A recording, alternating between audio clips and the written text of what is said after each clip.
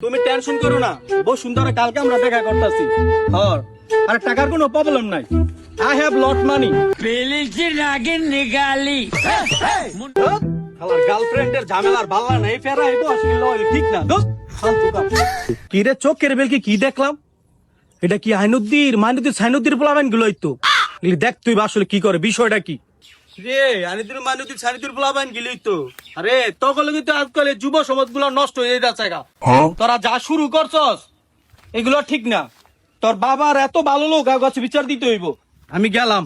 কাকা হুইনা যান, কাকা কাকা এবার মাফ করেন কাকা, হুইনা যান। কাকা এই যে আমার মোবাইলে একটা মেসেজ আইছে বুঝছেন, এটা আমি পড়তে পারতাছি না, মানে একটু আপনি একটু পড়া শুনেন তো। আরে বেটা এটা লেখা হইলো তোর চাচির রে সারা আমি। আমার অভাব নাই গার্লফ্রেন্ড, আমার প্রচুর গার্লফ্রেন্ড আছে। তখন টেনশনের কিছু করার নাই, আমার গার্লফ্রেন্ড আছে প্রচুর প্রচুর। তোর থেকে আমার বিচারটা দিতে হইব বুঝছস? চাচা কই যান এদিকে?